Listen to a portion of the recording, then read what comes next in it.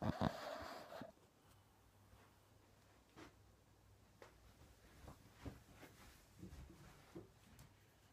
what? Yeah. How would you kind of what would you say with the link between massage and osteopathy? Then what's the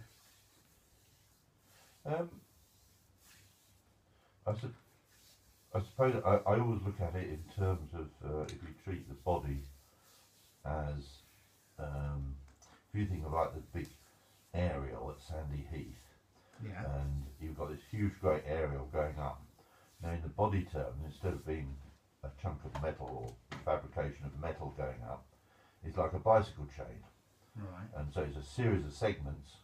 The aerial is a series of segments which are have little joints, and they're neuromuscularly controlled, and that is the bit that osteopaths look at, and that's the bit that we this essential part of osteopathy.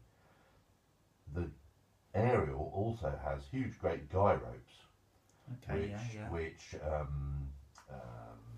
which go various points of the aerial and attach it to the ground. Now when the wind's blowing with an aerial, it's the guy ropes, the big guy ropes, that hold the aerial, that act against the force of the wind. So a bit like the paraspinal muscles, or what we're working on At the minute, now, as being the sort of guy ropes and... Yeah, so they're your working muscles. They're the ones that you use when you're doing work or load or running or whatever you're doing. You're using those big guy ropes, and they have an effect on the aerial as a whole. Yes. But within the aerial, you've got all these little subunits which are also working and having to react to that load, but they're not load bearing. So when you're running, for instance, you're using those guy ropes to do the running with, but your back has to be mobile and react to what you're running on, or running over humps or lumps, and so it has to react, and it uses this little tiny motor control units of the segments of the spine which adapts to the changes. So it's adapting and moving in small segmental ways, but is not actually taking the load. So when a back goes wrong and you start putting some of the load on those segments, then the segments are not built for load. It's like having a little tiny motor like you have in your wing mirror, and you're trying to use it to tow the car with. It's just not built to do that. It's a protective mechanism, it's an adaptive movement mechanism, but it's not a load-bearing mechanism. So when you're using your body, you've got two different systems working, doing different jobs, but also interrelating, and this is where it gets interesting from a practitioner's point of view. So the neuromuscular bit is basically this, to simplify, it's just the brain signalling to the muscle and vice versa, would you say? Or what's... Well, I think you've got two. You've got, when you say, right, I'm going to lift my arm up, you have a little tiny bit of brain activity which then initiates a semi-automatic response unit which says, tighten this muscle, loosen that one up. And so you get a series of guy ropes tightening and loosening, and your arm goes up. Yeah. But when your arm goes up, your spine has to adapt to that. It's not a strict rod. It says, all right, my right arm's going up, therefore I'm going to bend a bit to the left at the top, and this, that and the other. So all those little segments do little tiny movements to adjust to that lifting the arm up. But they're not doing the loading. They're not the thing that that does the load of lifting your arm up. They're just adapting and allowing the spine to be adaptive to what the unit as a whole is doing. Right. Okay. Yeah.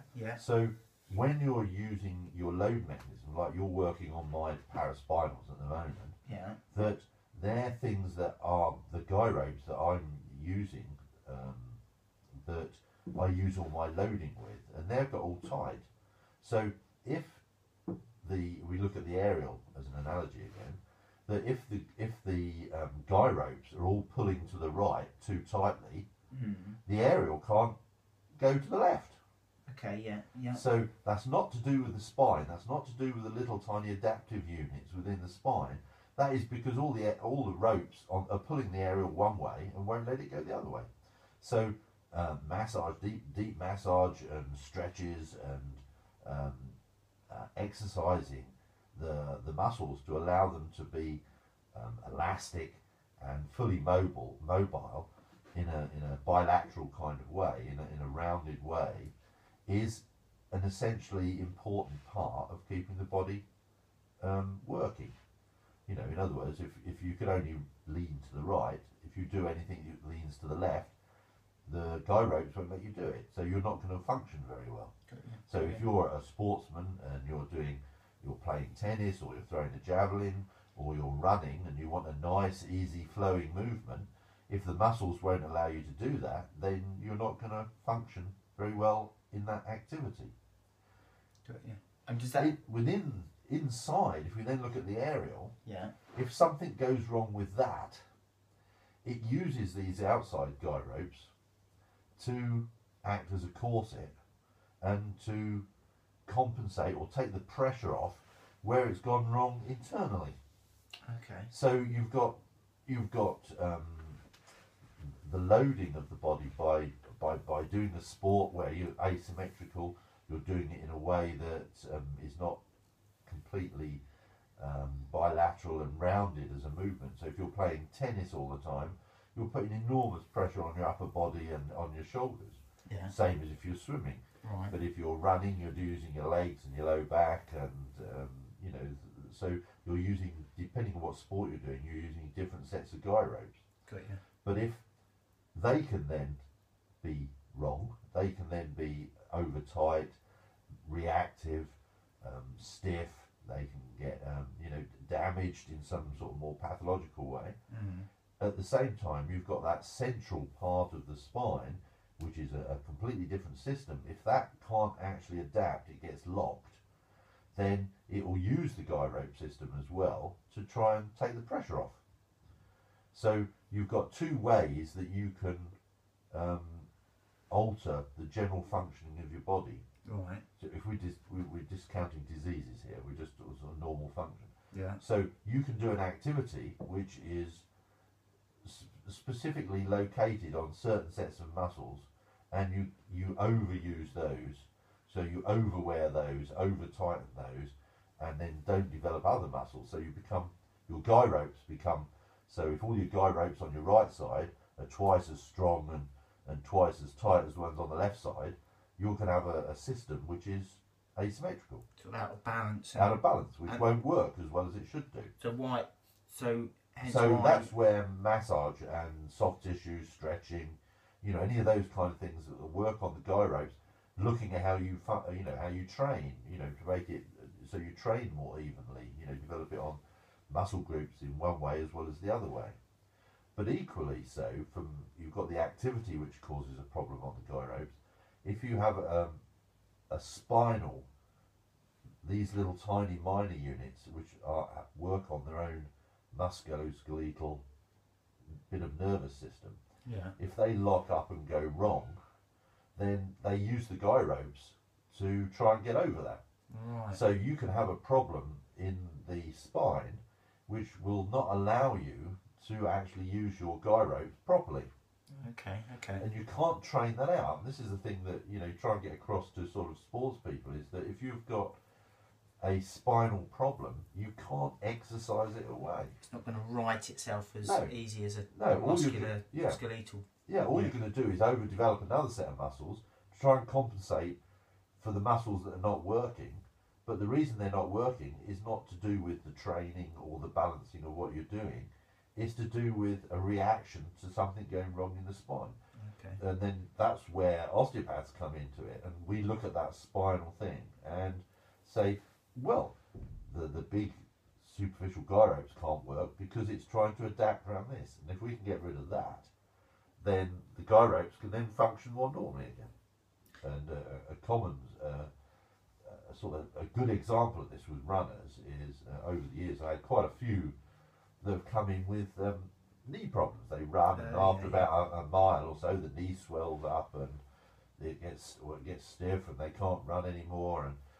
And so they've been to the doctor, they've been to the physio, they've had scans and all the rest of it.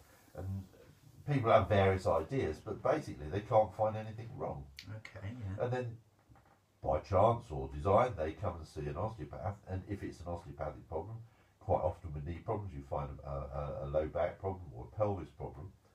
You correct that, and then they come back a month back later and say, well, And the knee's sorted. I don't have any problem with my knee now. And I say, well, what did we do to your knee? And they said, nothing. And I said, because it had nothing to do with your knee. And this is a concept of that forces can be brought to bear on a joint or an area of the body. Yeah. So that's where the pain is. That's where the problem is. But that's not where the actual It's going to go timing, to. that's where it's going to go to. Yes. Yeah. So everybody looks at the knee, because that's where the knee hurts. That's where you're putting a lot of load onto it. But it's not actually a knee problem. It's the forces being brought to bear onto the knee. Right. Yes. Again, Okay. Yeah. Yeah. Yes, So yes. it's a back problem, and the body's adapting using the guy ropes to try and get round the back problem. So the back isn't functioning or not functional properly. and Yeah. it's just going. And so the to body's another finding a area. workaround. It's sort of saying, how can I get round this bit of low back problem? Oh, well, I'll tighten that muscle up, I'll twist that a little bit, and I'll line that up slightly differently. It takes the pressure off the back, which is more important to the central nervous system, and just plays out the guy ropes tighter and that. So then when you get on with your sport, you run, and all of a sudden, there's twice as much load on that knee as there was before. And of course, it then starts playing up, starts getting sore, it swells up, whatever.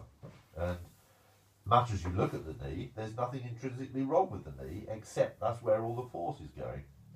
And so what, from an osteopathic point of view, you're looking at and saying, well, has this guy got a knee problem? Have you done something to the cartilage? Have you done is it a muscular problem? Or is there something else going on from a central spinal point of view, Right. which is causing forces to be brought to bear on the knee, and it's not the knee's fault?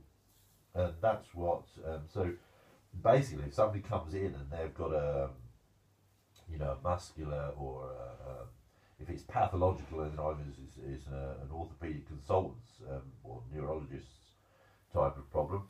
If it's a muscular problem, it's it's people that do work with muscles like yourself, or it's the training problem, or it's their kit problem. Their bicycle pedals are slightly out of line, so it's that kind of problem. But if it's none of those, so from an osteopathic point, if you look at them and you find there's nothing wrong with them centrally in that sort of spinal point of view, then it has to be one of these other more periphery things. Which is, and how would you explain pathological again? It's kind of like a Pathological, if you pull a muscle, tear a muscle. just an immediate instance that's on. Yeah, I mean, you could have a disease. You could have rheumatoid, or you could have arthritic problems, or you could have some kind of trauma. You've either overloaded things, so you've got bursitis, or something like that, which is local to the joint, and it's a joint problem. Right. Yeah. So on the other hand, you can have a functional problem, is the muscles are too tight, you're asymmetrical, so then it becomes either do something like you're doing, like deep soft tissue massage to balance the muscles out, get them loose, get them relaxed, or you change your training. I don't do any training, so you can't change my training.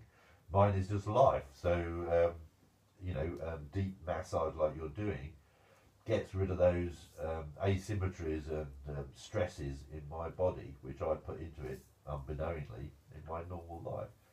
But if you're seriously training, then you can change that training to balance it out. But that's not an osteopathic problem. That's to do with your coach or your training, or it's a physiotherapy type of problem, because that's more to do with your local tissues rather than to do with your central nervous system and your spine.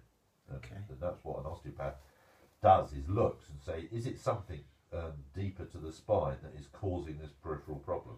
If there's nothing there, then it's not an osteopath.